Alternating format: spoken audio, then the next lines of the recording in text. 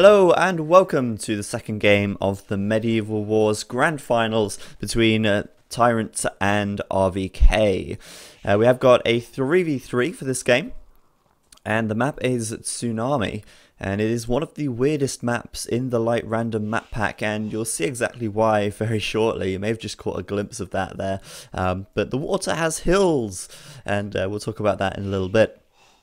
But yeah, for Team TyRanT, we've got they're sort of all up to the northeast sort of side of the map in blue, up to the very north. Jordan 23, he's playing as Japanese in blue right there.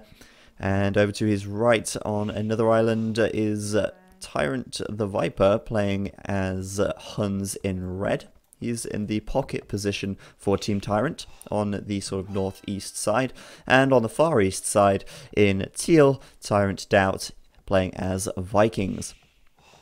So that is Team TyRanT for this game, and over the other side of the map, in the sort of northwest-ish side, we have in pink or purple RVK Dogao playing as Vikings on the RVK flank in their pocket position. In yellow, we've got RVK Stark playing as Japanese, and of course over to the bottom of the map, last but not least, in green, Chris playing as Mayans. So pretty much mirror civs. We've got Japanese, Huns, and of course Vikings versus Mayans, Japanese, and Vikings. So Mayans and Huns being swapped there, and arguably Huns are better than Mayans when it comes to just all-out water. You know, Huns, Japanese, Saracens, Vikings, all really good water civilizations. Mayans, not really anything so special about their water though, so it's kind of interesting that they've chosen to go, well, RVK have chosen Mayans here. Perhaps they're planning on doing some kind of landing or something along those lines. But anyway, the map, Tsunami, it's a pretty different map, as the water has hills, as I said earlier. You can see them quite clearly here. It's all hilly. I think it's kind of supposed to represent a big tidal wave about to sweep over the land. It's a little bit ridiculous. But either way, the water has hills, and that does mean that galleys do get attack advantages from being above or below other galleys on the map. So fighting downhill on the water, believe it or not, does give you an advantage. Now, I couldn't actually imagine if this was real life that two galleys would be fighting in the middle of a tidal wave, but oh well, this is ZeroEmpires, it's not exactly true to reality.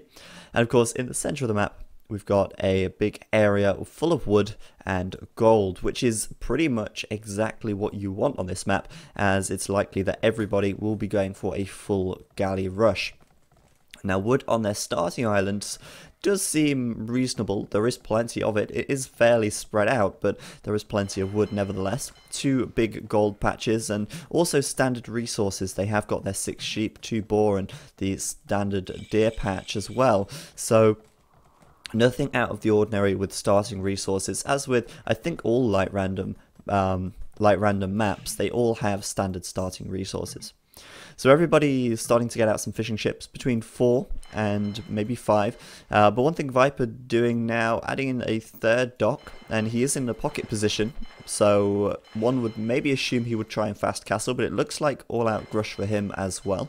On the other side, Stark, he has docked on the back, but I'm assuming that he too, with 3 docks right now, going to be going for a full grush as well.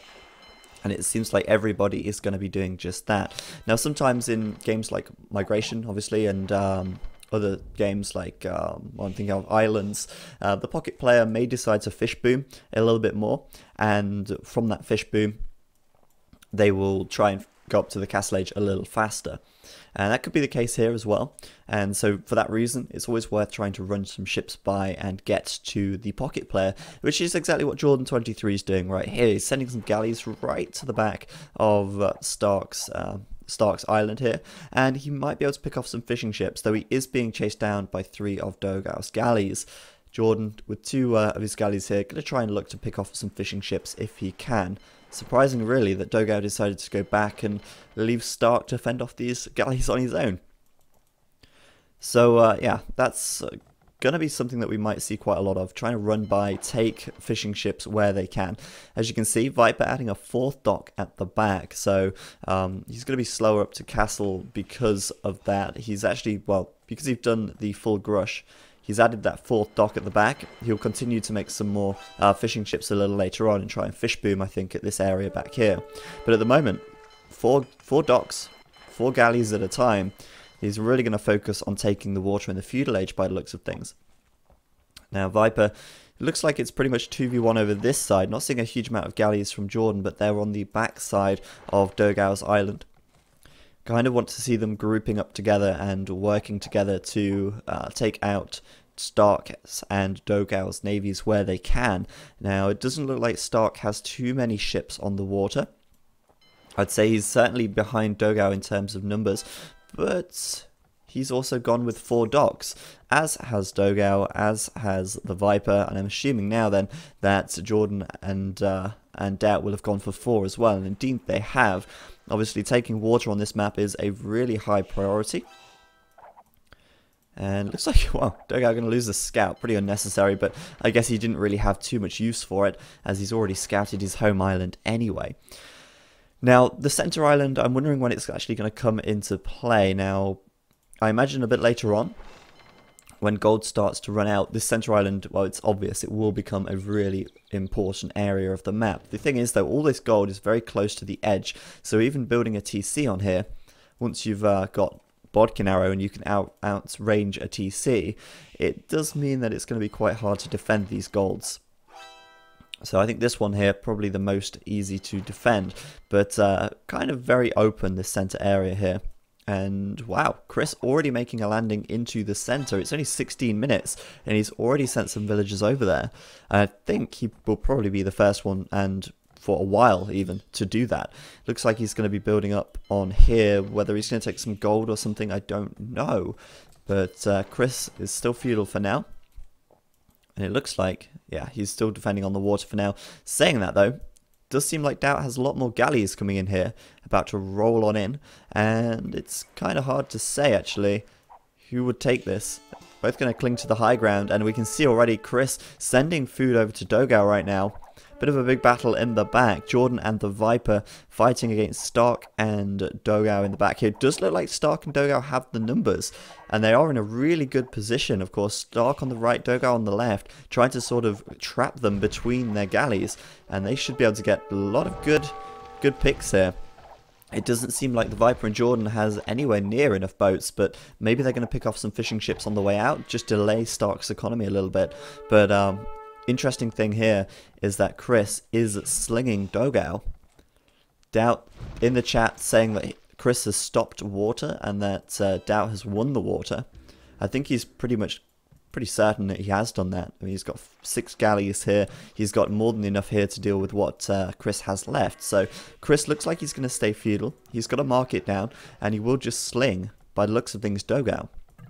Dogau playing Vikings, so of course slinging the Viking player is a good choice. Vikings get a good economy anyway, as they do get free handcart and free wheelbarrow, or wheelbarrow and then handcart. But being slung as Vikings with the cheaper ships as well does mean that you can really take advantage of that and get out a lot more galleys on the water and try and take it into your advantage. Now, one thing that's happening over here, Jordan landing on Dogau. Maybe they assume already that he's being slung, and they're going to try and be as much of a pain as possible, picking off 2 villagers right there very easily indeed. But one problem for Dogau here is that both of his golds are in the same position. Now, each island does have 2 gold piles, but when they're both in the same position and one is towered, it's kind of worrying for Dogau. The only saving grace for him, though, is that of course Chris is still paying tribute to him. He's still sending him resources, and now Dogau is up to the castle age. He will be upgrading to War Galley pretty much straight away, I imagine. There we go. War Galley is being researched right now. He's got 24 galleys on the water, which is actually a pretty good amount. Well, of course, he will be the first to get War Galley out, as he is the first to get up to the castle age, and as he has been slung, it might be a while before anyone else is even up yet. Let's have a look. Stark still feudal, not clicked up. Doubt has clicked up. Of course, Chris slinging, so he's not clicked up. Jordan's clicked up, and the Viper's only just clicked up. So Dogao getting a pretty good tech lead here, putting down 2 stables as well, so he will make some knights to try and destroy this landing from Jordan. The problem is for Jordan, if he does lose this landing, can be a bit of a pain. Obviously, that's a lot of wood there that he's spent. 2 archery ranges, a stable, and of course the house, the mining camp, and the tower. It's a lot of resources invested into this landing here. If Dogao pushes back, takes it all out, then Jordan's lost a lot of resources, and that's resources that he could have spent on galleys for taking the water. And you can see, really, he doesn't have many galleys left at all. Dogao has upgraded War Galley, and we can say goodbye to Jordan's fishing ships. They are going to be taken down. It was a risky move making this landing. Is he going to make it pay off? Well, there is a mangonel out. Knights are coming out as well. And though Jordan is the second to reach the castle age, I don't think he has enough galleys on the water to really make it worthwhile. At the moment, it does look like Dogao is going to be able to push this back. 2 knights, 3 knights out, mangonel out as well, and Jordan's going to have to micro his ass off. I don't see how he's going to be able to take out the mangonel. Oh, no, he's got a knight out. That's at least one thing that he can count on. He will be able to take out that mangonel, but there's way too many knights from Dogao here. He's got the support of his war galleys as well, and Jordan going to lose this forward by the looks of things. Of course, we already know that Dogao has a siege workshop somewhere, so he will, there it is, he will be able to make a ram or something, take this out, and that is pretty good for Dogao. Jordan going to fall quite far behind because of that. Doubt currently score leader for TyRanT, but Dogao way ahead at the moment in score, and RVK a good 200, well, 200, almost 300 points ahead overall. Looks like this is getting cleared up right now. The watchtower can no longer hold any units, and it's all gone. Jordan has been forced off of this island, and that's pretty bad for him. Meanwhile, at the back of the map, we've got Stark right here running away with his galleys. He's got a lot of them. He has got a hell of a lot of them, but of course cannot fight against the war galleys of Doubt with that +2. But now, turning around, War Galley himself upgraded, and Doubt now the one to flee. It always does make me laugh when they come in and it's like, chasing you down, I have the tech advantage, you don't have enough units, and then suddenly they upgrade and then he has to run away. It's quite amusing. Chris then, he's still feudal, and it looks like he will be for a while. He's not clicked up yet. He's still sticking it out in the feudal age, still slinging as well by the looks of things. And he has secured this center area with some walls, very messy walls to say the least. And I'm not really sure why he's walled it like that. He's not actually secured any gold by doing that. I mean, there's a couple of trees inside, well, a couple of trees, there's a load of trees inside, but no gold inside of his walls. So interesting. Doubt landing a couple of villagers here as well. Going to put up a TC right there, and he will try and take that gold right there, get that extra gold in where he can. Now, I'm a little bit worried for TyRanT's navy. Dogao managing to take out a lot of fishing ships back here. The Viper is on the run with his as well right now by the looks of things, and Jordan losing a hell of a lot of fishing ships. We'll have a look at the comparison of population. Jordan on 50 population, the Viper on 64. Now compare that to Dogao's 95 right now. You can tell that he is very clearly in the lead, mainly not just navy. Of course, he does have some knights and stuff out here as well, but of course he has been slung by Chris, and that's going to make a big difference. The issue now for Chris is that he can't stay feudal all game. He will have to upgrade to the castle age at some point. When is he going to do it? When is the right time to do that? Let's see, RVK going to try and win the water. I mean, that's their main focus right now, I think. If they can take out all of the galleys from the Viper and Doubt as well, then they're going to be in a great position. They're going to be able to take out this TC from Doubt here, and they're going to be able to secure this center area, which inevitably will lead to a victory. So RVK really will want to focus on taking the water down now. Jordan trying to replenish his galleys. He's actually not upgrading to War Galley yet. So just trying to get some more galleys out, perhaps trying to mass them up at the back and then upgrade later on. But as far as his landing goes, it's been absolutely wiped out right now. Nothing left of that, so to speak of, at all. And Dogao being a very big threat on the water here with a hell of a lot of galleys, or war galleys, just hanging around in the back. Of course, one other thing as well is going to be upgrading to the Imperial Age, getting up to the Imperial Age in a reasonable time. Dogao, he's almost halfway up, and that is, again, thanks to the sling of Chris. Stark now going to be taking down this TC from Doubt, as I say. With the extra +2 range, they can outrange the TC, they will be able to take it down, and Doubt is going to lose, well, they're going to lose TyRanT's only hold on this center area, so it's a little bit bad for them. Now, Dogao is up to Imp, as I said. Now, who else is going to be up to Imp? Absolutely nobody. The Viper's so far away, Jordan's so far away as well. Doubt maybe a little bit closer, but still nowhere near clicking up in comparison to Dogao at this stage. So they're going to try and want to push Dogao back here. They're going to want to try and do what damage to Dogao's ships they can. Nice little fight by Jordan at the back. Going to be able to take out these war galleys from Dogao, but Dogao coming in again with even more. Now, interesting thing is that Dogao doesn't actually have +2, and I'm curious as to why. I mean, Doubt has +2.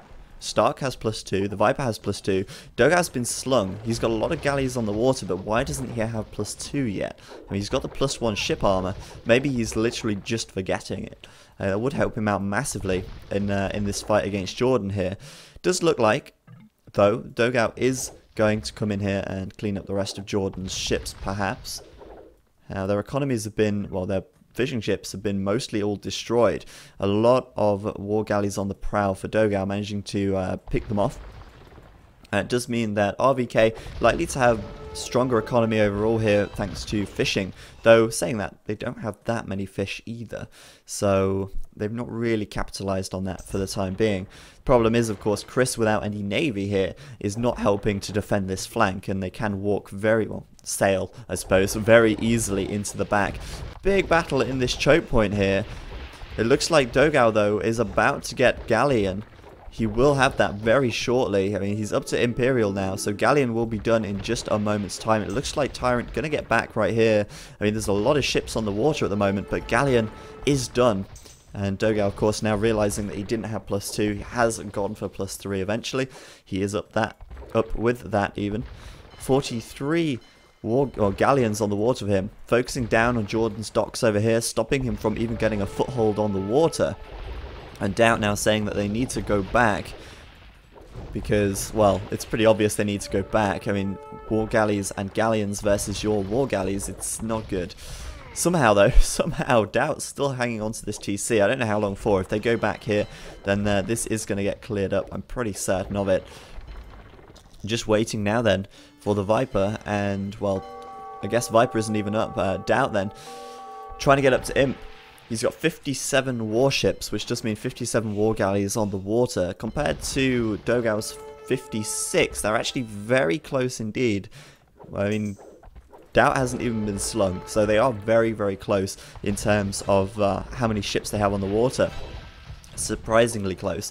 I think now TyRanT just going to want to get back, try and retreat for now, and get the galleon upgrade done so that they can fight this head on.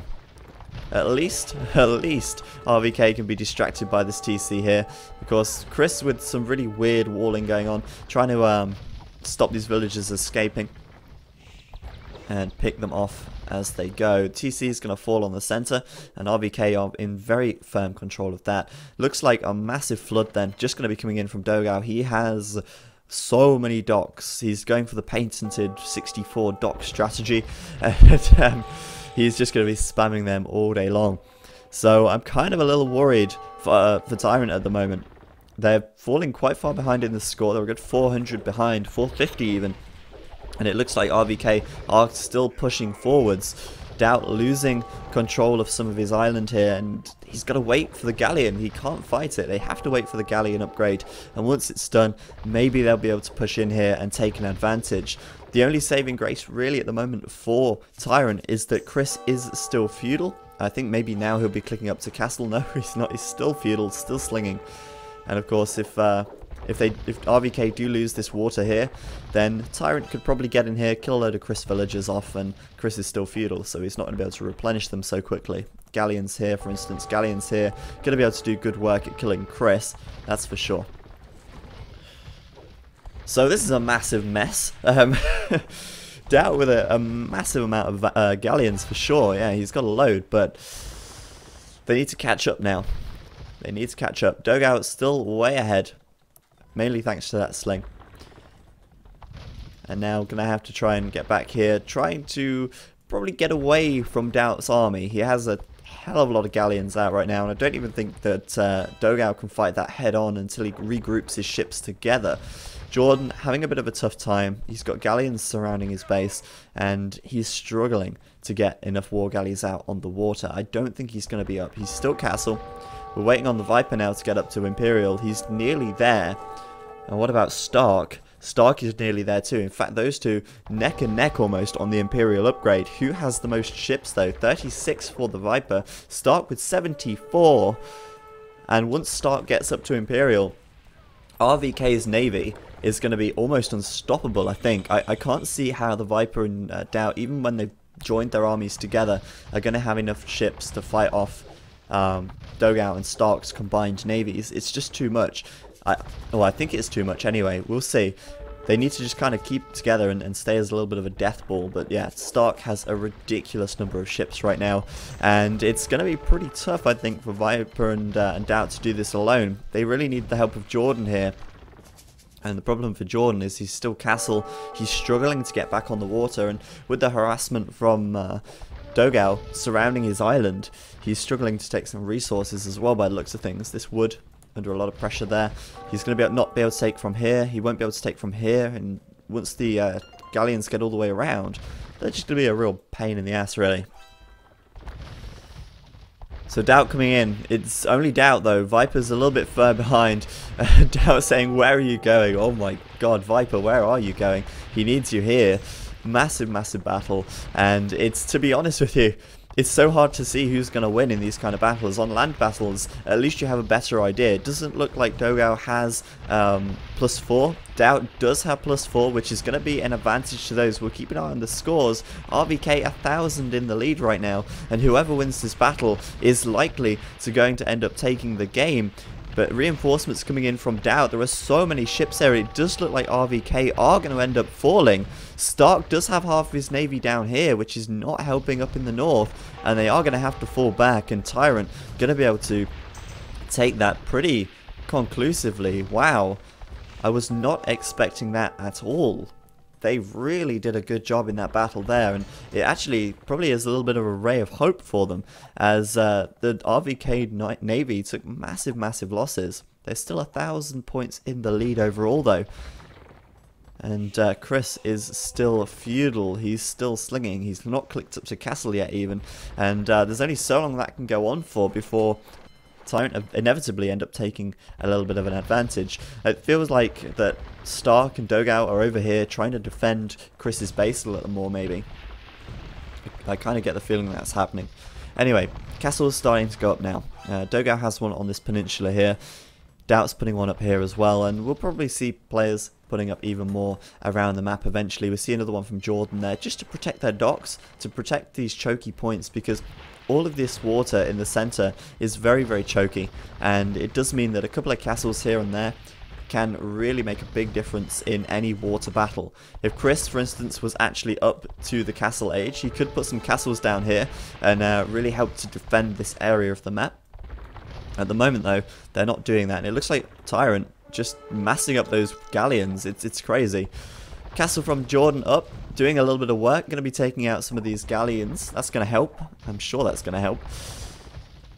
And really, it's just who can win the water. Now, Stark just has a ridiculous amount of galleons. It's just mad. But he is fighting under the shadow of this castle from Doubt, so even with the numbers advantage, he's taking big losses. But he did manage to prevent this castle from going up, and that's probably the biggest win that he could do at the moment. Managing to get up a castle of his own by looks of things. If he can put his galleons here, he will probably be able to get this up. And again, another huge battle at the top. And who is going to win this one? Well, looking at it, it does seem like RVK have the most ships, but it's so hard to say because they're all bunched on top of it. And Doubt saying he doesn't think they can win this one. I don't know, though. It's going to be tough, I think. Doubt saying he has no wood, and that is a good point. He's actually starting to get very low on wood at his base. That is a big problem. Of course, all the wood in the center of the map claimed by RVK at the moment. More ships piling in from RVK right now. And I'm just waiting to see it. Yeah, TyRanT crumbling there. And that is bad news for them. Majority of their navy wiped out. Viper, half his navy up in the north here, certainly not in the best position, but at least helping Jordan out, trying to save his island from Dogau's galleons. Treb's out for Dogau as well. This castle going to go down, and that is bad news for Jordan as well. Just as he's starting to get secure, Dogau is going to retake the water, take his castle down, and we could say goodbye to Jordan's docks as well. Jordan, at this stage, really kind of unable to actually get any galleys out. It could be the case that he's going to end up slinging the Viper and Doubt maybe. If he did do that, it could work out perhaps. What's Viper doing here? A load of siege workshops. Could be rams. Yeah, it's rams. He's going to be up making rams then. And rams, of course, are going to be useful for soaking up the arrow fire, or I suppose you could call them arrow fire, of the galleons. But see, at the moment, he really doesn't have that much navy, and to fight this head on, he needs to kind of distract the galleons in a sense, and if he makes a lot of rams, he'll be able to put them on the coast. It will draw the fire of the galleons, and then he can try and tip the battle in his favour. It's going to be tough, though. I mean, Doubt's down here, trying to deal with Stark in this bottom area, but Stark and Dogau up here with so many more galleys at this stage of the game, and RVK really starting to pull ahead. 1,600 score lead. That's a 600 jump from when we last looked, and it does seem like this game is starting to head in RVK's favour, even with Chris still being in the feudal age. And I'm wondering if he's even going to bother clicking up now. He's still feudal, so it doesn't look like he will do. Dogau almost pop blocked. Stark is at 200 population with 93 warships. It's mad just how many he has got. It's pretty crazy. Still fighting over the center of land and trying to take out the castles where they can. But as I said earlier, RVK clearly with this under their control. They've got the extra wood here that they can take. They've got the extra gold as well.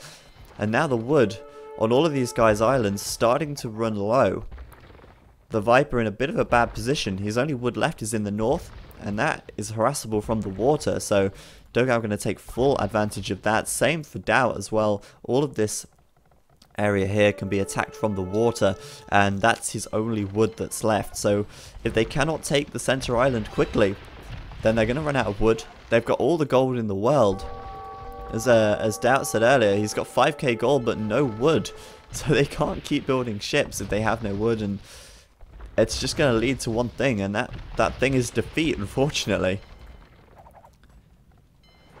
We'll see. It's not looking too salvageable at this stage of the game, I've got to say. A landing coming in from Dogau now. Trebuchet is being landed, and the Viper losing so much population. So many villages being cut down from the water. Treb's deploying. This castle will go down as well, and the Viper's just with, he's got so much gold as well, but again, not enough wood, and his docks are non-existent now. They've been taken out. He can't get back on the water, and I think at this stage, it's down to Doubt. Doubt has to win it 1v2 in a sense, him versus Dogau.